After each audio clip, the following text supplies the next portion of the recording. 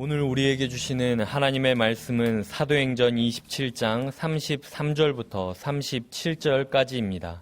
날이 새어가매 바울이 여러 사람에게 음식 먹기를 권하여 이르되 너희가 기다리고 기다리며 먹지 못하고 줄인 지가 오늘까지 10나흘인즉 음식 먹기를 권하노니 이것이 너희의 구원을 위하는 것이요 너희 중 머리카락 하나도 잃을 자가 없으리라 하고 떡을 가져다가 모든 사람 앞에서 하나님께 축사하고 떼어 먹기를 시작하매 그들도 다 안심하고 받아 먹으니 배에 있는 우리의 수는 전부 276명이더라.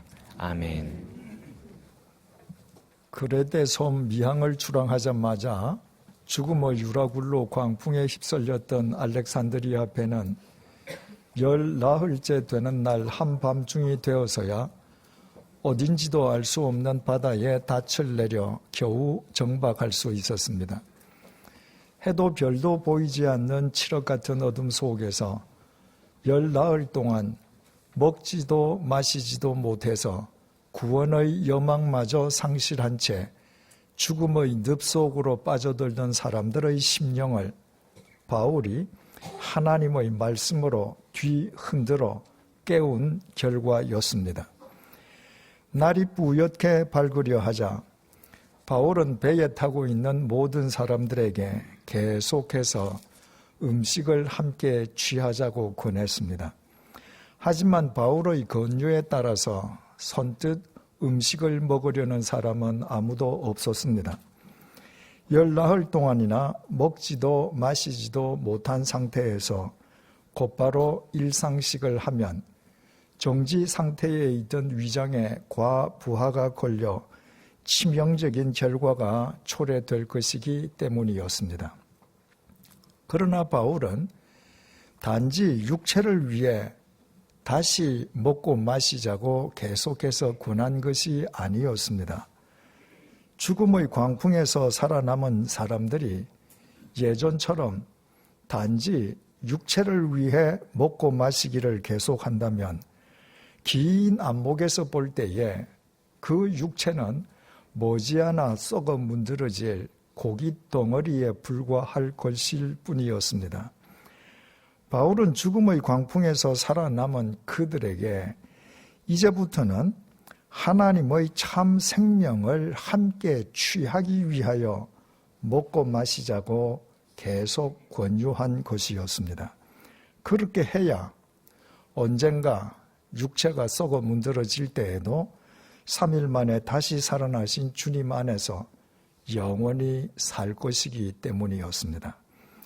그리고 바울은 빵을 취하여 하나님께 기도드린 후에 사람들이 보는 앞에서 그 빵을 조각내어 자신이 직접 먹어 보였습니다.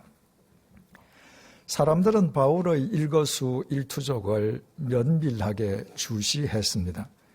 10나흘 동안이나 먹지도 마시지도 않은 바울이 곧장 일상식인 빵을 취하여 먹었지만 그에게 급체와 같은 치명적인 현상은 나타나지 않았습니다.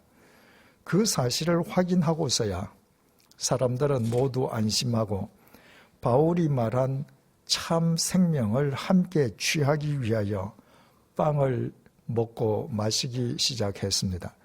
그들이 먹고 마시는 의미와 목적이 달라진 것입니다. 그리고 본문은 37절에서 이렇게 끝이 납니다. 배에 있는 우리의 수는 전부 276명이더라. 짧지만 큰 울림과 깊은 감동을 내포하고 있는 문장입니다. 먼저 주어가 다시 우리로 바뀌었습니다. 우리가 잘 아는 것처럼 사도행전을 기록한 사람은 누가입니다. 바울의 2차 전도 여행 때 드로아에서 바울과 합류한 누가는 그 이후 특별한 경우를 제외하곤 항상 바울과 동행하면서 바울을 도왔습니다.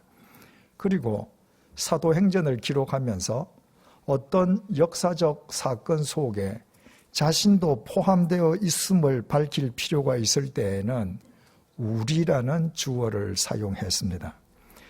바울의 로마행을 증언한 사도행전 27장 1절에서 누가가 우리가 배를 타고 이달리아로 가기로 작정되었다고 기록한 까닭도 바로 여기에 있었습니다.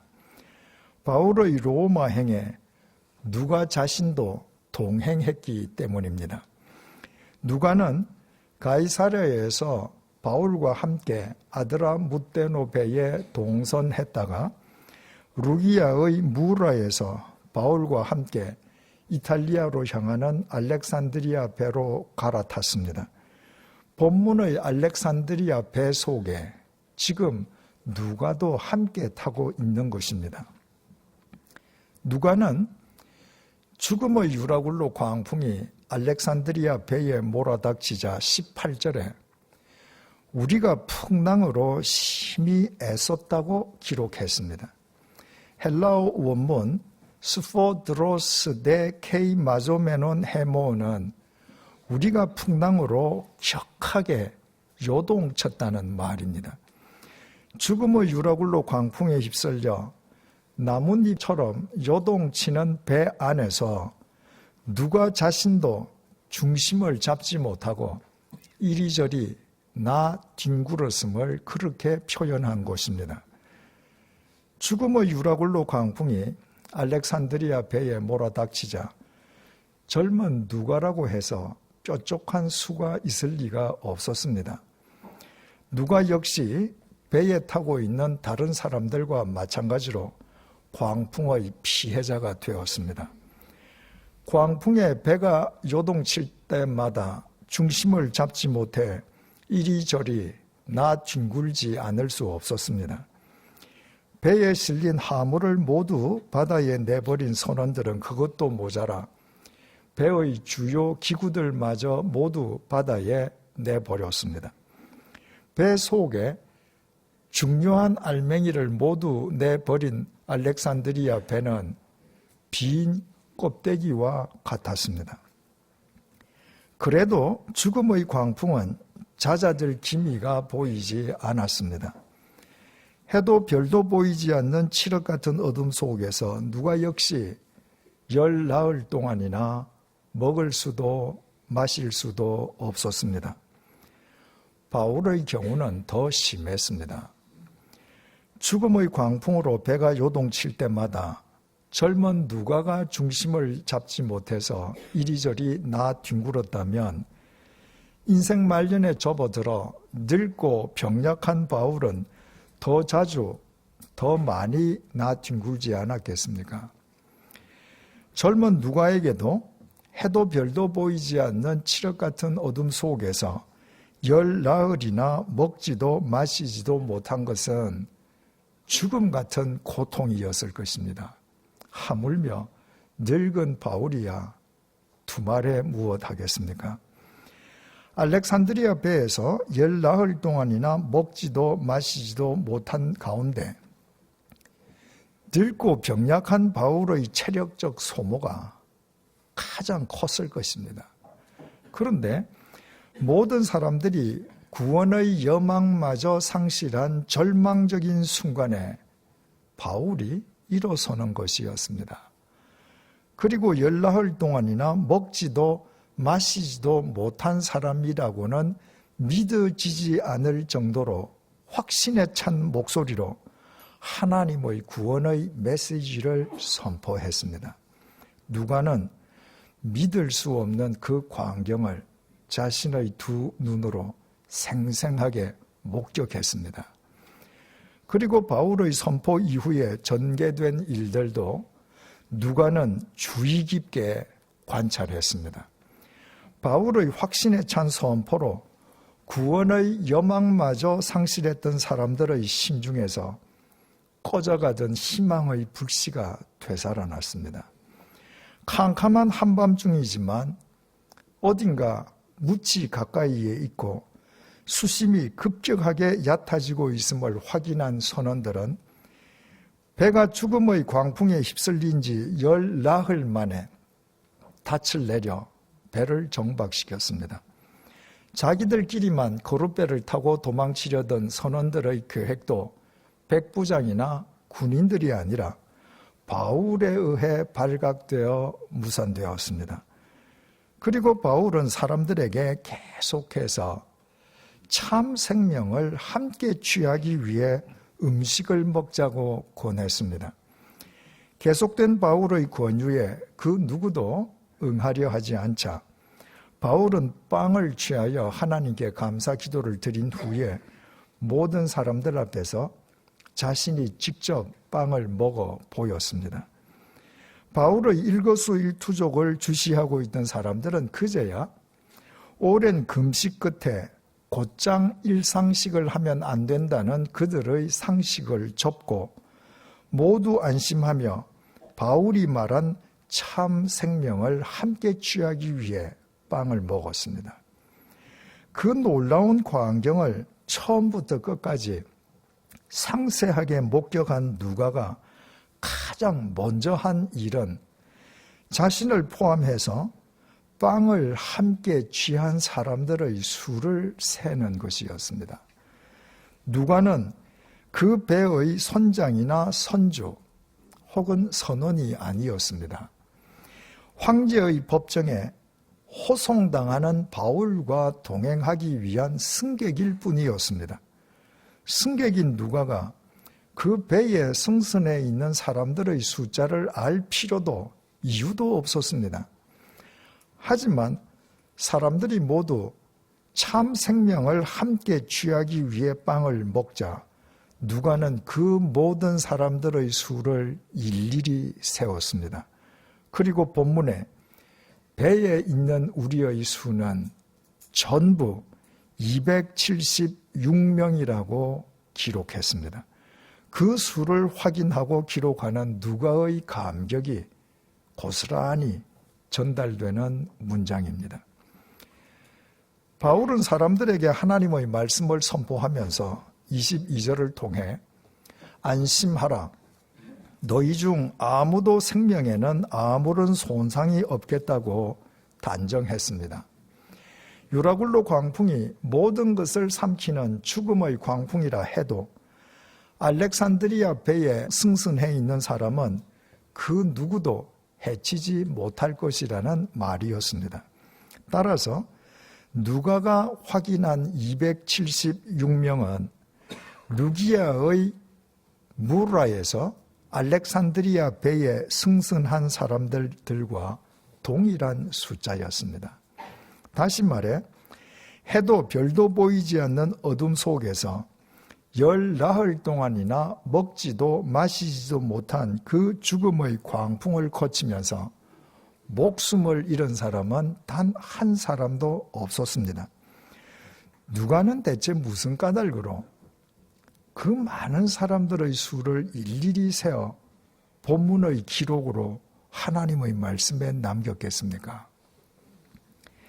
2000년 전 안전장치가 미흡했던 고대 선박이 여러 날 동안 심한 폭풍에 휩싸이면 배 안에서 종종 사망자들이 나왔습니다. 갑판에서 중심을 잡지 못해 바다에 빠져 죽기도 하고 요동치는 선체에 머리가 부딪혀서 뇌진탕으로 죽기도 하고 배를 덮치는 산더미 같은 파도에 심장이 멎어 쇼크사로 죽기도 하고 허약한 체질에 먹지도 마시지도 못해 아사하기도 했습니다. 배가 전복하면 사람들의 생존 확률은 제로에 가까워졌습니다. 알렉산드리아 배는 죽음의 유라굴로 광풍 속에서 열 나흘 동안이나 밤낮으로 요동쳤지만 그 요동치는 배 속에서 먹지도 마시지도 못한 사람 가운데에 단 한 명의 사망자도 나오지 않았습니다. 무라에서 알렉산드리아 배에 승선하였던 276명이 전부 그대로 배 안에 살아 있었습니다. 누가가 그 사실을 강조하기 위해서 그 많은 사람들의 수를 일일이 세어 확인했겠습니까? 누가는 요즘 말로 행정안전부 직원이 아니었습니다. 만약 누가가 그런 의도로 사람의 수를 확인했다면 본문에 276명이라고 기록하면서 우리말 명에 해당하는 헬라어 단어를 당시의 용례를 따라서 사람을 뜻하는 안드로포스나 남자를 뜻하는 아네라라는 단어를 사용했을 것입니다. 누가는 헬라어 원문에 우리말 명에 해당하는 헬라어 단어를 육체와 구별된 영혼을 뜻하는 푸시케로 기록했습니다. 본문을 기록한 누가의 관심은 276명이나 되는 많은 사람들의 육체가 죽음의 유라굴로 광풍 속에서 단 한 명의 손상도 없이 다 살아남았다는 데 있지 않았습니다. 그의 관심은 그 배에 탄 사람들이 바울과 참 생명을 함께 취하는 푸시케, 즉 영혼으로 거듭났다는 데 있었습니다. 루기아의 무라에서 알렉산드리아 배에 오를 때 인간의 죄값을 대신 치러주시기 위해 십자가의 제물로 죽임당하셨다가 3일 만에 다시 살아나신 예수님을 영적으로 믿는 사람은 바울과 누가, 그리고 2절에 언급되어 있는 아리스다고, 이렇게 단 3사람밖에 없었습니다. 나머지 293명은 모두 육체를 위해 매일 먹고 마시는 사람들일 뿐이었습니다. 그런데 아무것도 먹을 수도 마실 수도 없는 죽음의 유라굴로 광풍을 10나흘 동안 거치면서 요동치는 그 배에 승선한 사람들이 모두 참 생명을 취하기 위해 먹고 마시는 푸시케로 입문한 것이었습니다. 누가로서는 상상도 할 수 없는 일이었습니다. 누가는 그 영적 장관을 하나님의 말씀인 사도행전에 정확하게 기록하기 위해 현장에 있는 사람들의 수를 일일이 세어 확인했습니다. 그리고 자신을 포함해서 배에 있는 우리의 수는 전부 276명이라고 감격에 찬 기록을 남겼습니다. 그것은 죽음의 광풍 속에서 경이로운 영적 대전환을 이끌어낸 바울을 칭송하기 위함이 아니었습니다. 직업이 의사였던 누가는 바울의 2차 전도 여행 때 바울과 합류한 이래 지난 10년 동안 바울의 건강을 돌보면서 바울의 곁을 지켰습니다. 그래서 누가는 평생 지병에 시달려 온 노년의 바울이 얼마나 병약한 인간인지 누구보다 잘 알고 있었습니다. 그 노쇠하고 병약한 바울이 죽음의 광풍으로 요동치는 배 속에서 중심을 잡지 못해 이리저리 뒹굴었습니다. 10나흘 동안 먹지도 마시지도 못했습니다. 배에 있는 누구보다도 늙고 병약한 바울이 체력적으로 가장 지쳐 있을 것임은 뻔한 일이었습니다. 그런데도 모든 사람들이 구원의 여망마저 상실한 채 죽음의 늪속으로 빠져들던 그 절망적인 순간에 하나님의 말씀으로 그들의 심령을 흔들어 깨운 사람은 그 늙고 병약한 바울이었습니다. 그 덕분에 죽음의 광풍에 휩쓸리던 알렉산드리아 배는 10나흘 만에 정박할 수 있었습니다. 하지만 바울은 그것으로 만족하지 않았습니다. 바울은 갑판 위에서 속히 날이 밝기를 고대하는 모든 사람들에게 날이 밝을 때까지 쉬지 않고 계속해서 참 생명을 취하기 위해 빵을 먹을 것을 권유했습니다. 그리고 마침내는 빵을 취하여 하나님께 기도드리고 자신이 직접 빵을 먹어 보이므로 사람들이 다 안심하고 참 생명을 함께 취하기 위해 빵을 먹는 영적 대전환이 일어났습니다. 누가는 분명하게 알고 있었습니다. 그것은 늙고 병약한 바울의 체력이나 능력으로는 결코 가능한 일이 아니었습니다. 그것은 황제의 법정에 당신의 휘페레테스와 마르티스로 바울을 세우기로 작정하신 하나님께서 죽음의 유라굴로 광풍 속에서도 그 늙고 병약한 바울을 당신의 능력으로 붙들어 주시고 당신의 통로로 계속 사용해 주신 결과였습니다. 그래서 누가는 배에 타고 있는 사람의 수를 일일이 확인하고 배에 있는 우리의 수는 전부 276명이라고 사도행전에 기록했습니다. 바울처럼 늙고 병약한 인간도 하나님께 자신을 온전히 드렸을 때 하나님께서 죽음의 광풍 속에서도 그 늙고 병약한 바울을 통로로 삼아 그토록 많은 사람들을 살려내셨다는 사실을 우리에게 증언해 주기 위함이었습니다. 그런 의미에서 늙고 병약한 바울에게는 죽음의 유라굴로 광풍에 휩쓸렸던 것도 요동치는 배 속에서 이리저리 나뒹굴며 열 나흘 동안이나 먹지도 마시지도 못했던 것도 모두 감사의 조건이었습니다. 바울이 죽음의 유라굴로 광풍 속에서 그 극한적인 상황과 맞닥뜨리지 않았더라면 그와 같은 극한적인 상황 속에서도 늙고 병약한 자신을 통해 그토록 엄청난 일을 행하시는 하나님의 능력을 바울은 경험할 수도 알 수도 없었을 것입니다. 이때의 체험이 바울의 남은 생애에서 더욱 귀한 영적 자양분으로 승화되었을 것이만 재론의 여지도 없습니다. 누가는 본문 이외에도 사도행전 곳곳에서 사람의 수를 소중하게 다루었습니다. 모두 하나님을 찬양하고 하나님의 능력을 우리에게 증언해 주기 위함입니다.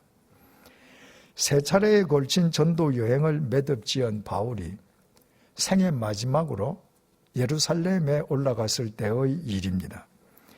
그곳 유대 교인들이 거짓 모함으로 바울을 고발해서 바울은 로마군 요새에 투옥되었습니다. 예루살렘의 천부장은 왜 유대 교인들이 바울을 고발하는지 이유를 알기 위해 공회를 소집했지만 바울에게는 아무 죄가 없어 보였습니다. 오히려 천부장은 바울을 죽이기 전에는 먹지도 마시지도 않겠다고 맹세한 40여 명의 유대인들이 바울을 암살하기 위한 암살단을 조직했다는 정보를 입수했습니다. 천부장은 로마 시민인 바울의 재판권을 가진 가이사랴의 벨릭스 총독에게 바울을 이송하면서 암살단으로부터 바울을 보호하기 위해 백부장 2명, 보병 200명, 기병 70명, 창병 200명, 총 472명의 로마 제국 군인을 동원했습니다. 그때에도 누가는 23장 23절에 그 군인들의 숫자를 정확하게 기록했습니다. 바울의 권위를 더 높여주기 위함이 아니었습니다. 비록 세상에서는 가진 것 하나 없이 보잘것없는 바울이라 할지라도 하나님께서 당신의 휘페레테스와 마르티스인 바울을 얼마나 소중하게 다루어 주시는지를 우리에게 전해주기 위함이었습니다. 그런 의미에서 바울이 예루살렘에서 유대교인들의 거짓 모함으로 투옥당하고 암살단의 살해 위협에 시달리고 죄수의 신분으로 가이사랴의 벨릭스 총독에게 이송된 것도 감사의 조건이었습니다. 바울이 편안하게 안방에 앉아 그런 상황과 마주치지 않았던들 천하무적의 로마 제국 군인을 472명이나 동원해서 자신을 눈동자처럼 지켜주시는 주님의 사랑을 바울은 결코 알 수 없었을 것입니다. 로마 황제에게 상소한 로마 시민은 황제의 법정에 서기까지 로마 제국이 보호해 주어야 했습니다. 베스도 총독은 황제에게 상소한 바울을 황제의 법정이 있는 로마로 이송하기 위해 10부장이나 50부장을 호송 책임자로 삼지 않았습니다. 베스도 총독이 바울을 위해 임명한 호송 책임자는 백부장 율리오였습니다. 백부장은 휘하에 100명의 군사를 거느리는 지휘관입니다. 그가 책임자가 되었다는 것은 바울을 황제의 법정이 있는 로마로 이송하기 위해 로마 군인 100명이 동원되었다는 말입니다.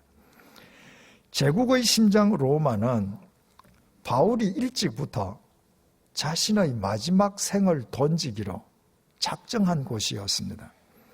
만약 바울이 미결수 신분이 아니었더라면 그는 자기 발로 로마를 찾아갔을 것입니다. 그는 로마에 이르기도 전에 그를 죽이려는 암살단에 의해 쥐도 새도 모르게 어디서인가 죽고 말았을 것입니다. 하지만 바울은 황제의 법정에 상소한 미결수 신분이었기에 로마 군인 100명의 경호를 받으면서 가이사랴에서 로마까지 2240km에 달하는 그 먼 거리를 안전하게 여행할 수 있었습니다. 그래서 누가는 사도행전 27장 1절에 바울의 호송 책임자가 아구사도대의 백부장 율리오라고 그의 소속과 계급과 이름을 명확하게 명기했습니다. 하나님의 슈페르테스와 마르티스로 자신의 생을 마지막으로 로마에서 던지려는 바울을 하나님께서 얼마나 완벽하게 책임져 주셨는지를 우리에게 밝혀주기 위함이었습니다. 그런 관점에서 바울이 가이사랴에서 로마까지 2240km의 그 먼 거리를 자유인의 신분이 아니라 황제에게 상소한 미결수의 신분으로 여행해야만 했던 것도 감사의 조건이었습니다. 그러지 않았던들 어떤 경우에도 자신을 완벽하게 책임져 주시는 하나님의 은혜를 그토록 진하게 경험할 수는 없었을 것입니다. 누가는 또 사도행전 2장 41절에 오순절에 성령을 받은 베드로의 설교를 듣고 주님을 영접하고 세례를 받은 사람의 수가 3,000명이나 되었다고 기록했습니다. 그것 역시 베드로의 업적을 기리기 위함이 아니었습니다. 단 한 번도 정규 교육을 받아본 적이 없는 어부 베드로의 능력으로는 결코 그런 일이 일어날 수 없었습니다.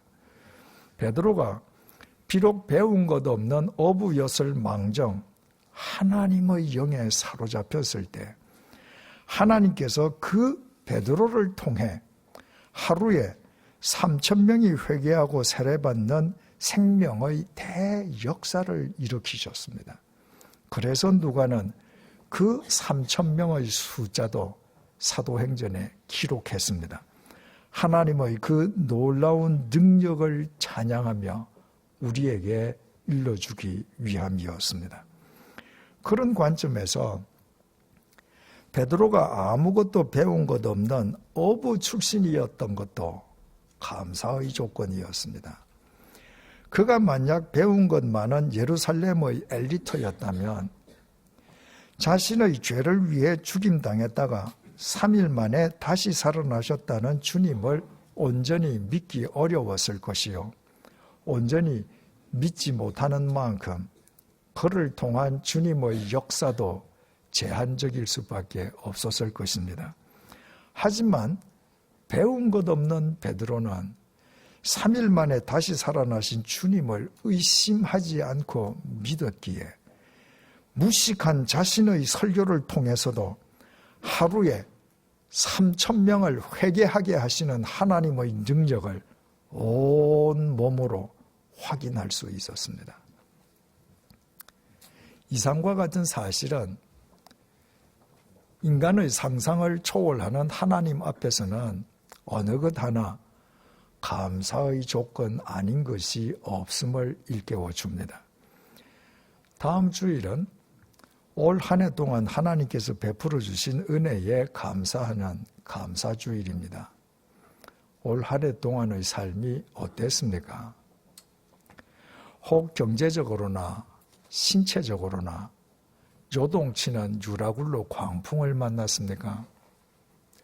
그 결과 경제적 손실을 입고 육체적 건강을 잃었습니까? 누구보다 성실하게 살았는데도 억울하게 모함당했습니까?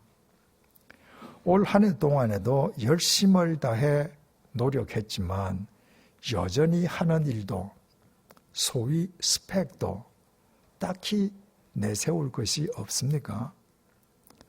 온 마음을 다해 사랑했는데 그 사람을 잃어버렸습니까? 그래서 감사는커녕 도리어 불평과 원망거리 뿐입니까? 만약 우리의 눈이 우리의 육체에 초점이 맞추어져 있다면 이 불공평한 세상 속에서 우리에게는 불평과 원망거리가 더 많을 수밖에 없습니다. 하지만 우리는 단지 썩어 문드러질 우리의 육체를 위해 먹고 마시는 사람들이 아니지 않습니까? 하나님께서 우리에게 하나의 눈이 아니라 두 눈들을 주셨다고도 말씀드리지 않았습니까? 하나의 눈으로는 나의 현실을 직시하면서 또 하나의 눈으로는 하나님께 초점을 맞추면 우리의 상황에 대한 해석은 전혀 달라집니다. 그때 요동치는 그 죽음의 유라굴로 광풍을 만났기 때문에 생명이신 하나님을 인격적으로 만나지 않았습니까? 그때 육체의 건강을 잃었기 때문에 영혼이 더 강건해지지 않았습니까? 그때 억울하게 모함당했기 때문에 나를 위해 십자가의 죽음마저 마다하시지 않은 주님의 사랑을 더 깊이 체험하고 이해하게 되지 않았습니까? 내가 하는 일도 소위 스펙도 딱히 내세울 것이 없기에 오히려 하나님께서 지금 나의 요새요 산성이요 피할 바위가 되어주고 계시지 않습니까? 죽음의 유라굴로 광풍 속에서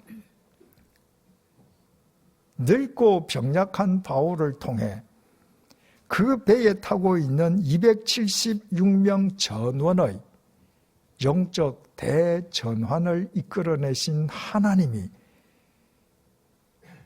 바로 우리가 믿고 있는 우리의 하나님이심을 아십니까?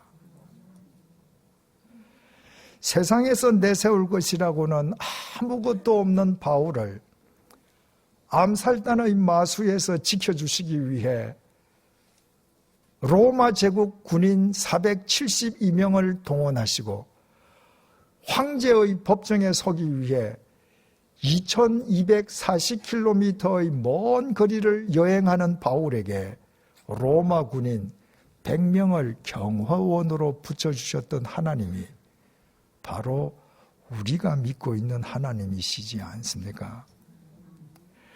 베드로가 정규 교육을 받아본 적도 없는 어부였기에 도리어 그를 통해 하루에 3,000명이나 회개하게 하시던 하나님이 바로 우리가 믿는 하나님이십니다.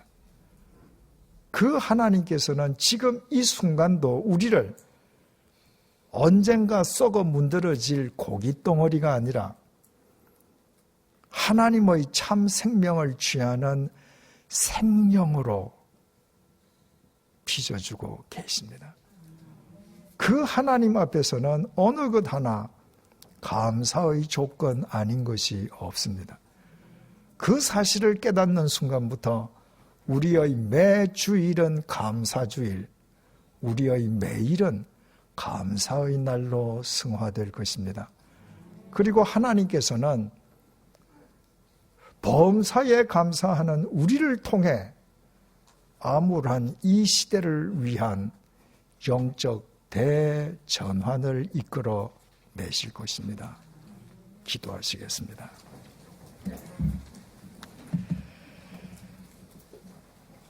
바울은 부자가 아니었습니다. 다메섹 도상에서 주님의 부르심을 받은 이후 바울은 늘 가난하기만 했습니다. 바울은 건강하지도 못했습니다. 그는 평생 지병에 시달렸습니다. 바울은 의로운 사람이었습니다. 그래서 평생 모함 속에서 살았습니다. 협박, 살해 위협, 억울한 태형과 옥살이로 그의 삶은 편안한 날이 없었습니다. 끝내는 거짓 모함에 의한 고발로 죄수가 되고 말았습니다. 만약 바울이 육체를 위해 먹고 마시는 사람이었다면 그는 자기 인생을 한탄만 하다가 세상을 떠나고 말았을 것입니다. 하지만 3일 만에 다시 살아나신 주님을 믿는 바울에게는 그 모든 것이 감사의 조건이었습니다. 그래서 그는 범사에 감사하라면서 내가 나 된 것은 하나님의 은혜로 된 것이라고 고백했습니다.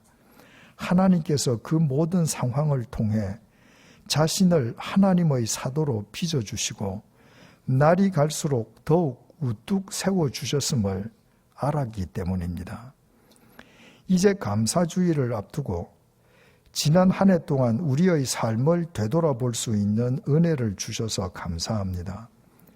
지난 한 해 동안 잃은 것만 보고 한탄하는 것이 아니라 그 잃음을 통해 하나님께서 우리의 삶 속에 부어주신 은혜를 헤아려 보는 눈을 지니게 해 주십시오.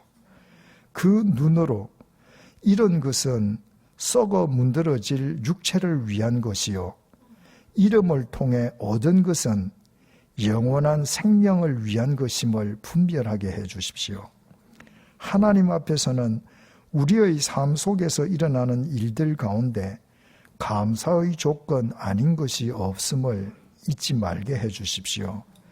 그리하여 우리의 가정, 우리의 일터, 우리의 학교, 우리의 교회, 우리의 사회, 우리의 시대를 위한 영적 대전환이 우리를 통해 이루어지게 해 주십시오. 예수님의 이름으로 기도드립니다. 아멘.